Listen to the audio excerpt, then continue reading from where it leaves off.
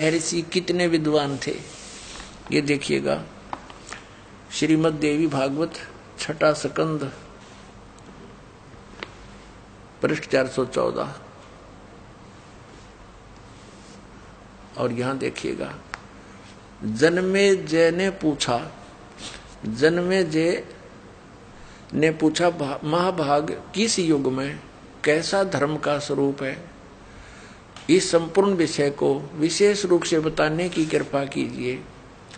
व्यास जी बोले, राजन ये निश्चय ही है कि सतयुग में ब्राह्मण वेद के पूर्ण विद्वान थे। उनके द्वारा निरंतर भगवती जगदम्बा की आराधना होती थी।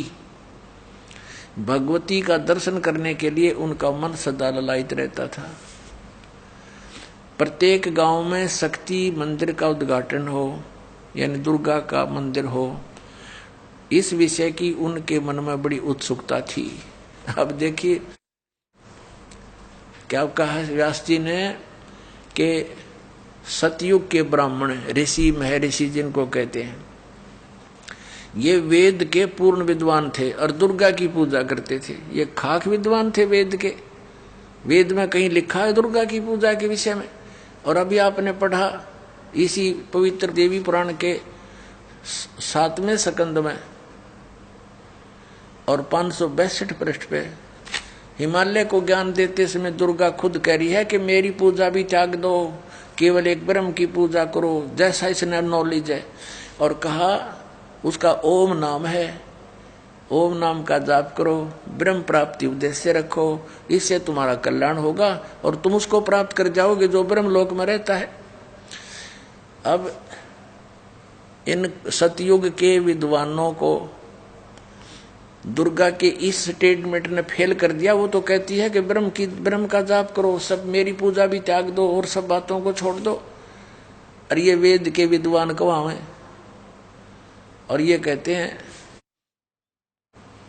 कि वो दुर्गा की पूजा कराया करते। बताओ, ये है इनका अध्यात्म ज्ञान।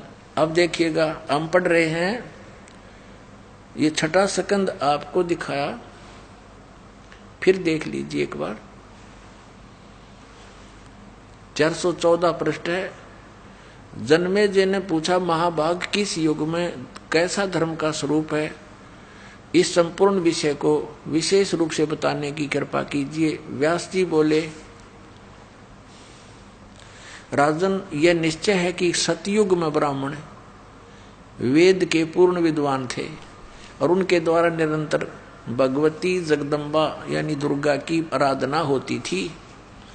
भगवती का दर्शन करने के लिए उनका मन सदा ललायित रहता था और प्रत्येक गांव में शक्ति मंदिर का उद्घाटन हो, इस विषय की उनके मन में बड़ी उत्सुकता थी।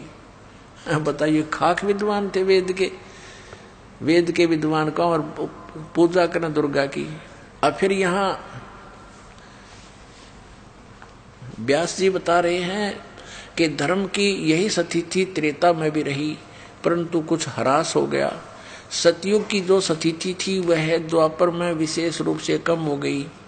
राजन, उन प्राचीन युगों में सतयुग त्रेता द्वापर में जो राक्षस समझे जाते थे वे कलयुग में ब्राह्मण माने जाते हैं। ले भाई, इन ब्राह्मणा की सुन लो राम कहानी। इन ब्राह्मणा की सुन ले, कलयुग के ब्राह्मण कैसे हैं कि जो सतयुग त्रेता द्वापर में राक्षस होया करते, इसे वर्तमान के ब्राह्मण है कलयुग के।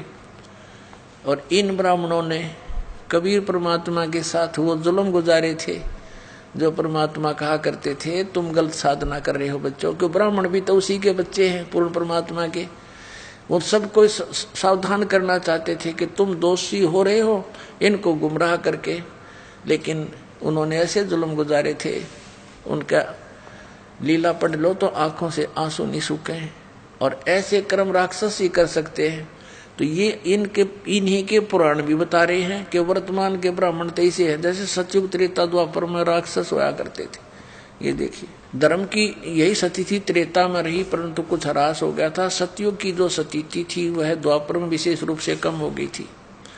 राजन, उन प्राचीन युगों में जो राक्षस समझे जाते थे